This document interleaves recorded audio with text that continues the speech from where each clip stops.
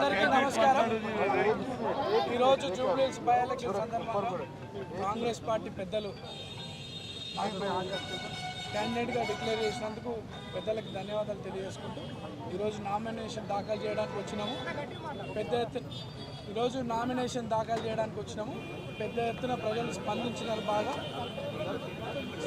Congress party చేస్తున్నటువంటి అభివృద్ధి కార్యక్రమాలు కావచ్చు, సంక్షేమ పథకాలు కావచ్చు, స్థానికంగా ప్రజల కోరిక మేరకు మాకు వచ్చినటువంటి అవకాశం కావచ్చు, చాలా ప్రజలకు ఒక నమ్మకం ఏర్పడ్డది. కాంగ్రెస్ పార్టీని అత్యధిక మెజార్టీతో జూబ్లీహిల్స్ కాన్స్టిట్యున్సీలో బై ఎలక్షన్లో గెలిపించబోతున్నారు. ప్రచారం ఆల్రెడీ స్టార్ట్ అయింది. 3 నెలల కింద నుండి డెవలప్మెంట్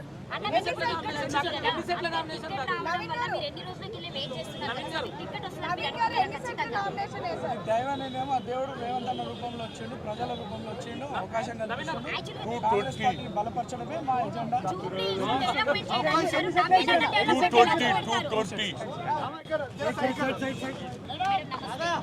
కాంగ్రెస్ పార్టీ తరఫున ముఖ్యంగా ముఖ్యమంత్రి రేవంత్ రెడ్డి గారు, అదేవిధంగా మహేష్ కుమార్ గౌడ్ గారు, ఇన్ఛార్జ్ మినిస్టర్ పొన్నం ప్రభాకర్ గారు, అన్ని సర్వేలు, మేయరు అందరు కలిసి ఎక్కువ ఒపీనియన్ తీసుకొని సరి అయిన అభ్యర్థి ఎవరని ఆలోచన చేసిన తర్వాత గట్టి అభ్యర్థిని నిలబెట్టాలని ఆలోచనతో నవీన్ యాదవ్ను నిలబెట్టడం జరిగింది. దీనికి సోనియా గాంధీ గారు, రాహుల్ గాంధీ గారు, అదేవిధంగా రేవంత్ రెడ్డి గారి ఆశీర్వాదం ఉన్నది. ప్రజలకు ఇచ్చినటువంటి 6 డిక్లరేషన్స్ ఆల్మోస్ట్ ఆల్ ఒక్కటి తప్పితే అన్నీ చేశాం. ప్రజలకు ఇచ్చినటువంటి హామీలు పూర్తి చేస్తున్నాం. మంచి అభ్యర్థిని ఇచ్చినాం. ఒకప్పుడు పి జనార్దన్ రెడ్డి ఏ విధంగానైతే ఒక ఈ ఏరియాలో ఏది పేరు తెచ్చుకున్నట్టుగా వారి అనుచరులు కూడా పి జనార్దన్ రెడ్డి అనుచరుల సహాయము, వాళ్ళ కుటుంబ సభ్యుల సహాయము, ఎవరో ఒకరు వ్యతిరేకం చేయదు, కానీ 90% పి జనార్దన్ రెడ్డితో పనిచేసినటువంటి ప్రతి వ్యక్తి కూడా నవీన్ యాదవ్కు సపోర్ట్ చేస్తున్నారు.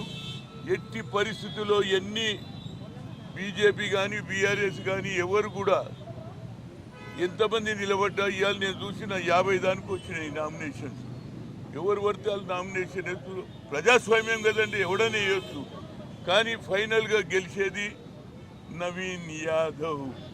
సో 22 నెలలకెళ్ళి కాంగ్రెస్ పరిపాలనలో ఎలాంటి అభివృద్ధి లేదు, ఎట్లా కాంగ్రెస్ గెలుస్తుందని చెప్పేసి అంటున్నారు. నేను అంటున్నావు, ఈ మాట అడుగుతావు నాకు తెలుసు. అభివృద్ధి లేకపోతే ఇవాళ ప్రజలు ఇవాళ సంద బియ్యం ఇస్తే ఇక మా పక్కకున్నారు చూడు, ఫ్రీ బస్. మా అక్కలు, మా పెద్దమ్మలు ప్రతిసారి ఊరికి పోతున్నారు. ఇవాళ పోతున్నారు 2 రోజులు. ఏడుకోయి వచ్చినామంటే బిడ్డ దగ్గర పోయి వచ్చిన, ఎందుకంటే ఫ్రీ బస్ అయింది. అదేవిధంగా గ్యాస్ సిలిండర్ ఇచ్చినాం. అదేవిధంగా 200 మెగావాట్ ఏదైతే కరెంటు దోపట్టు ఉన్న వాళ్ళకి ఫ్రీ ఇచ్చినాం. ఆల్మోస్ట్ రైతులకు రుణమాఫీ చేసినాం. ఇక మాటికి అపోజిషన్ ఒకటి ఏం చేయలేదు. ప్రజలను అడిగితే తెలుస్తుంది. ఇంటింటికి పోదాం, వాళ్ళని రమ్మను, నేను వస్తా, చేసింది చెప్తూ ఒకటి కాలే. మా మహిళలకు 2500 ఇవ్వాలి, అదొక్కటే. అది కూడా పూర్తి చేస్తాం ఈ ఎలక్షన్ అయిపోయినాక. కానీ మీ ద్వారా చెప్తున్నా, thank you everybody, all press people, thank you to everybody. ఈరోజు జూబ్లీహిల్స్ ఉప ఎన్నికల్లో కాంగ్రెస్ పార్టీ ప్రజల అభిప్రాయం మేరకు నిర్ణయించినటువంటి నవీన్ యాదవ్ గారు నామినేషన్ దాఖలు చేయడం జరిగింది. ఈ సందర్భంగా జూబ్లీహిల్స్ ప్రజలందరికీ కాంగ్రెస్ పార్టీ పక్షాన విజ్ఞప్తి చేస్తూ ఉన్నాం. మా నవీన్ యాదవ్ గారిని నవంబర్ 11 నాడు జరిగే ఎన్నికల లోపల గెలిపించండి. తెలంగాణలో ప్రజాపాలన ప్రభుత్వం కాంగ్రెస్ పార్టీ ప్రభుత్వం ఉంది. అసెంబ్లీ ఎన్నికల్లో ఓడిపోయిన టీఆర్ఎస్ పార్టీ పార్లమెంట్ ఎన్నికల్లో 0 స్థానాలు సాధించి ఎమ్మెల్సీ అభ్యర్థిని కూడా నిలబెట్టలేనటువంటి పరిస్థితులలో కంటోన్మెంట్ ఉప ఎన్నిక జరిగితే కూడా సిట్టింగ్ స్థానాన్ని కాదని ప్రజలు అభివృద్ధిని ఆకాంక్షించి కంటోన్మెంట్లో గణేష్ గారిని గెలిపించినారు. జూబ్లీహిల్స్ ప్రజలు కూడా విజ్ఞతతోటి జూబ్లీహిల్స్ అభివృద్ధిని ఆకాంక్షించే ప్రతి ఓటరు ఈ ప్రభుత్వ హయాంలో జూబ్లీహిల్స్ అభివృద్ధి చేయడానికి సంకల్పించే ప్రతి ఒక్కరు కూడా నవీన్ యాదవ్ చేతి గుర్తును బలపరచాల్సిందిగా కోరుతా ఉన్నాం. మాకు ఆ విశ్వాసం ఉంది. అందుకే టీఆర్ఎస్ పార్టీ దృష్టి మరల్చడానికి అనేకమైనటువంటి ఓటు చోరీ లేదా ఇతరత్ర అంశాలను తీసుకొచ్చే ప్రయత్నం చేస్తూ ఉంది. అనేకమైనటువంటి తప్పుడు డిస్కషన్ పబ్లిక్ దృష్టిని మరల్చడానికి ప్రయత్నం చేస్తూ ఉంది. వాళ్ళు 10 సంవత్సరాలుగా మున్సిపల్ శాఖ మంత్రిగా కేటీఆర్ గారు హైదరాబాద్లో ఉన్నటువంటి జూబ్లీహిల్స్ నియోజకవర్గానికి ఏం చేసినారో పీజేఆర్ గారి తర్వాత అక్కడ ప్రజలకు గుర్తింపు ఉన్నది.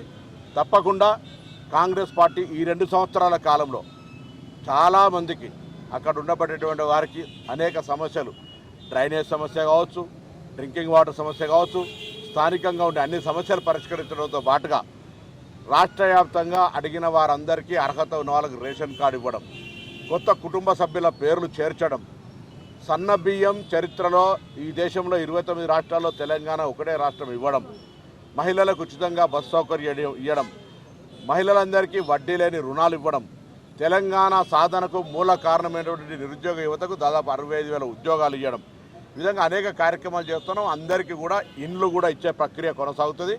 హైదరాబాద్ ఇన్ఛార్జ్ మంత్రిగా నవీన్ యాదవ్ గారిని గెలిపియండి. నేను మా క్యాబినెట్ మొత్తం ముఖ్యమంత్రి గారు జూబ్లీహిల్స్ను ఒక రోల్ మోడల్గా అభివృద్ధి చేస్తాం. మాకు అవకాశం ఏమని కోరుతా ఉన్నాం. అదేవిధంగా ఈ జూబ్లీహిల్స్ నియోజకవర్గానికి సంబంధించిన విషయంలో కూడా అనేక అంశాలు ఎన్నికల సందర్భంగా మాట్లాడతాం. రాజకీయంగా ఆరోపణలు ప్రత్యారోపణలకు తప్పకుండా జవాబు చెప్తాం. నేను మరొకసారి ప్రతిపక్షాలకు డిమాండ్ చేస్తూ ఉన్నా, 10 సంవత్సరాలుగా అటు జూబ్లీహిల్స్కు సంబంధించి అధికారంలో ఉన్న టీఆర్ఎస్ పార్టీ రాష్ట్రంలో, అక్కడి నుంచి పార్లమెంటు సభ్యుడిగా ప్రాతినిధ్యం వహిస్తున్న కిషన్ రెడ్డి కేంద్ర మంత్రిగా ఏం అభివృద్ధి చేసినరో, మేము 2 సంవత్సరాలు ఏం అభివృద్ధి చేసినామో చర్చకు సిద్ధం. అందుకే నవీన్ యాదవ్ గారిని గెలిపియమని మరొకసారి నామినేషన్ సందర్భంగా జూబ్లీహిల్స్ అభివృద్ధి కాంక్షించే ప్రతి ఒక్కరిని విజ్ఞప్తి చేస్తాను. నమస్కారం.